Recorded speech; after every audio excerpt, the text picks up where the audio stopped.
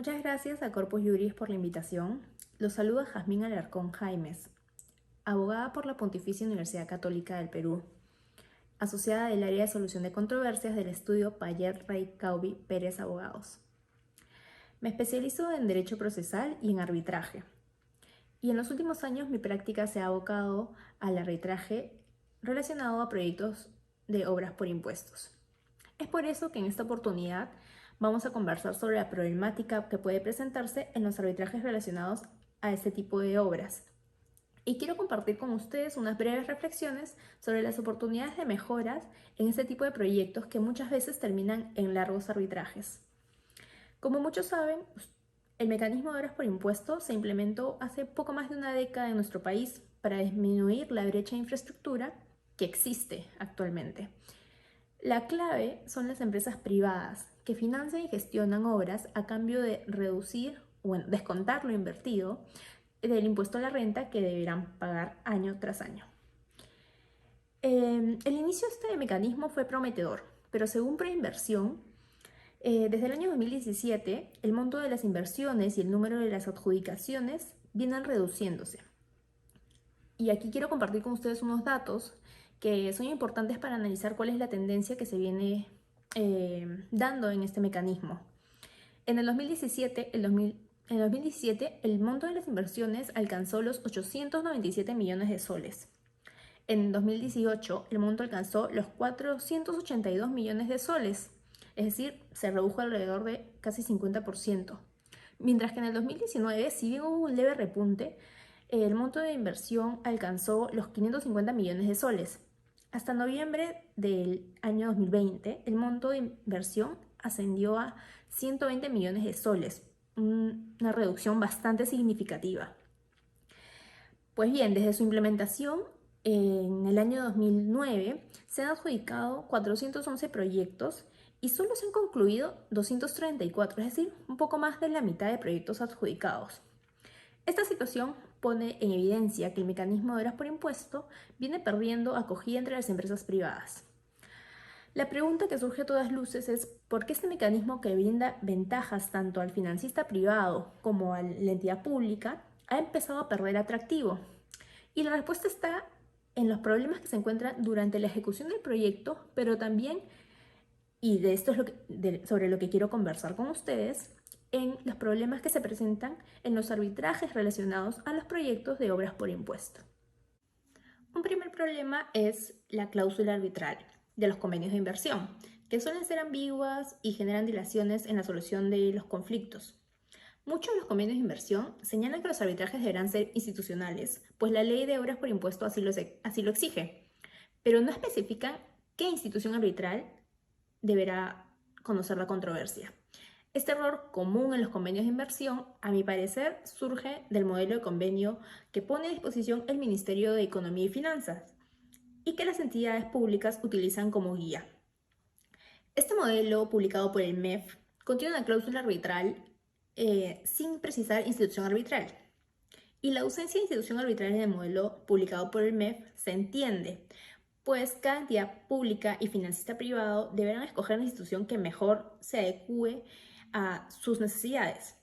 Pero es fundamental que las entidades públicas y el financista privado opten por una institución arbitral en específico. ¿Por qué? Porque la ausencia de una institución arbitral genera largas discusiones procedimentales sobre cuál deberá ser la entidad que administra el arbitraje, en vez de que directamente se pueda iniciar el proceso y resolver el conflicto. Cuando las partes no se ponen de acuerdo, lo que ocurre es que se genera una competencia entre privado y financista por ver quién presenta la petición de arbitraje primero, para con ello determinar cuál será el centro de arbitraje que conocerá la controversia. Y aquí se generan dos grandes inconvenientes. Por un lado, podríamos tener controversias sobre el mismo proyecto e inclusive controversias relacionadas en centros arbitrales distintos, dificultando así la acumulación de esas controversias. Y por otro lado, un segundo inconveniente es que podrían las partes terminar en un centro de arbitraje poco sofisticado o con reglamentos poco sofisticados que no ayuden a que el proceso arbitral se desarrolle de forma óptima y célere para las partes. ¿A qué me refiero? En mi práctica he visto que existen ciertos centros de arbitraje con reglamentos no tan sofisticados y no tan actualizados, de modo que recogen plazos bastante cortos para la presentación de escritos postulatorios, es decir, para la presentación de la demanda y la contestación, la reconvención. He visto reglamentos que recogen un plazo de 10 días hábiles para demandar y contestar la demanda y reconvenir, formular excepciones, que es un plazo bastante acotado, lo que de cierta forma perjudica la defensa de ambas partes, tanto para quien demanda como para quien contesta, e inclusive para quien contesta tal vez resulta un poco más inconveniente porque conoce los detalles del reclamo recién a partir de la notificación de la demanda. Entonces, estos plazos definitivamente no son sofisticados, no son comunes y pueden perjudicar a las partes, tanto entidad pública como financista privado. Otro caso que he visto en reglamentos no tan sofisticados, o bueno, otro inconveniente que he visto es que los plazos en este tipo de reglamentos no tan sofisticados suelen alargarse innecesariamente y por lo tanto alargar el plazo o el trámite del proceso arbitral de forma innecesaria. ¿A qué me refiero? A que ciertos reglamentos prevén que los plazos empiecen a computarse recién a partir del proveído de los escritos, es decir, que una vez presentada la demanda, el tribunal deberá emitir una orden procesal o una resolución corriendo traslado de la demanda a la contraparte. Y recién a partir de la notificación de dicha resolución, el plazo empieza a computarse, lo que puede demorar varios días y alargar los plazos de forma innecesaria, cuando lo que buscan las partes, tanto entidad pública como financista privado, al recurrir al arbitraje y lo que espera el legislador al fijar que las controversias de los proyectos de obras por impuesto sean resueltas a través de arbitraje, es que las controversias sean resueltas de forma célere, en plazos más cortos, que supongan un beneficio antes de recurrir al Poder Judicial. Es por eso que adquiere mayor relevancia contar con reglamentos arbitrales e instituciones arbitrales sofisticadas que garanticen esa celeridad que las partes buscan cuando recurren a un arbitraje. Un segundo problema que he identificado en los proyectos de obras por impuesto es el tema de la celeridad del arbitraje y cómo este adquiere una gran relevancia en este tipo de proyectos. ¿Por qué? Porque es importante la celeridad y que los arbitrajes se resuelvan en el menor plazo posible. Porque conforme el artículo 75.6 del TUO del Reglamento de la Ley de Obras por Impuesto, no procede la liquidación del proyecto mientras existan controversias pendientes de resolver, lo que podría llevar a tener proyectos sin liquidar por mucho tiempo.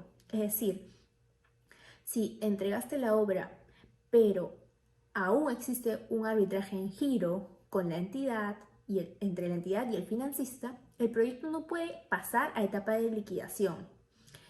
Esto evidentemente supone un inconveniente grande para el financista.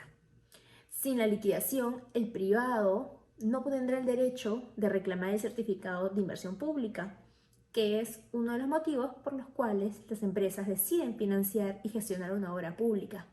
Sin ese certificado, la empresa privada deberá pagar el impuesto a la renta como si no hubiese gastado millones de soles en hacer la obra, lo que termina desincentivando a las empresas privadas. Por eso, me parece interesante reflexionar por qué la Ley de Obras por Impuesto no contempló mecanismos alternativos de resolución de controversias como las juntas de resolución de disputas, y por el contrario, incluyó la conciliación como una opción, sobre todo cuando la Ley de Contrataciones con el Estado sí contempla las juntas de resolución de disputas, que vienen funcionando bastante bien y que son una buena alternativa a los arbitrajes, conforme hablaremos en unos minutos. ¿Cuál es el problema con la conciliación?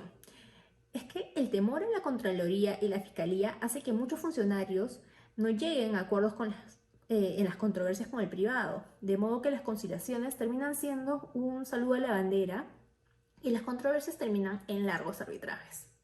Sin embargo, en las juntas de resolución de disputas se presenta un factor interesante, y es que, al igual que en el arbitraje, quien resuelve la controversia termina siendo un tercero ajeno a las partes, restándole así temor al funcionario público de que pueda ser investigado por adoptar una decisión sin sustento técnico tal vez fundamentado. Es decir, la responsabilidad de la decisión final técnica se traslada a los expertos que dirigen esta Junta de Resolución de Disputas. Es importante analizar cuáles son las ventajas de las juntas de resolución de disputas, que son ahora comúnmente usadas en proyectos de construcción de gran envergadura y con resultados bastante eficientes y beneficiosos para las partes. Una primera ventaja es que tienen un valor en tiempo real, pues acompañan al contrato desde el inicio de su ejecución. Una segunda ventaja es que resuelven controversias durante la ejecución del contrato, de modo que aportan eficiencia. Y una tercera ventaja es el tiempo en la solución de las controversias. Si vemos el tiempo aproximado en los reglamentos institucionales, vemos que los plazos para la resolución de las controversias son de 60 días hábiles, que comparándolo con el plazo de un arbitraje que puede extenderse en el mejor de los escenarios a 1 año y medio, pues evidentemente contaremos con una solución sobre la controversia por una junta de resolución de disputas en un plazo muchísimo más breve que un arbitraje. Y también los costos evidentemente son menores para las partes, dependiendo, bueno, evidentemente de a quién escojamos como expertos para la Junta de Resolución de Disputas y como árbitros y la cantidad de árbitros en un arbitraje. Finalmente creo que una ventaja bastante notable es que las decisiones de la Junta de Resolución de Disputas pueden ser vinculantes para las partes. Entonces, eso supone un beneficio notable, palpable, pues así no será la decisión o el acuerdo, el consenso de las partes que evidentemente podrían tener una desconfianza entre ellas mismas, sino que la decisión final y que será vinculante para ambas la tendrá un tercero ajeno, especialista en la controversia. Finalmente, el último inconveniente a comentar ha sido recientemente generado con ocasión del decreto de urgencia 20-2020 que incorporó un nuevo párrafo al numeral 2 del artículo 8 de la ley de arbitraje, estableciendo que en los casos en los que el Estado peruano es la parte afectada con la medida cautelar, se exigirá como contracautela la presentación de una fianza bancaria y patrimonial solidaria, incondicionada y de realización automática en favor de la entidad pública por el tiempo que dure el arbitraje, que no es poco, y por un monto no menor a la garantía de fiel cumplimiento, que de por sí suele ser de un monto considerable. Es decir, el financista no solamente deberá tener una garantía de fiel cumplimiento que ya obra en poder de la entidad pública con ocasión del convenio de inversión, sino que además, si desea solicitar tutela cautelar,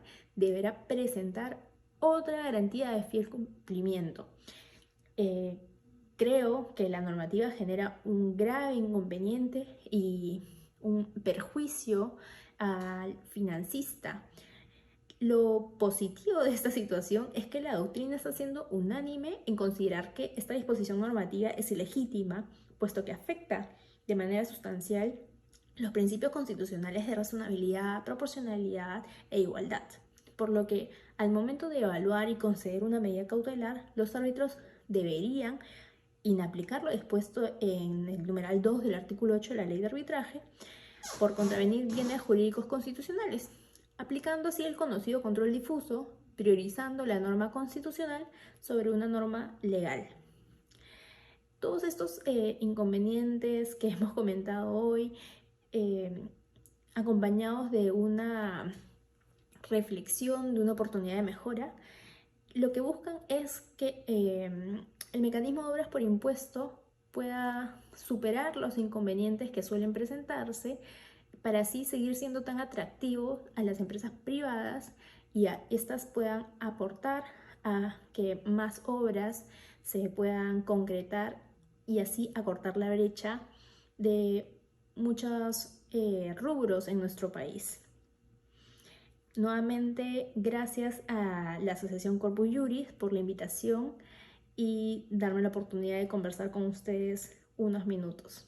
Muchas gracias.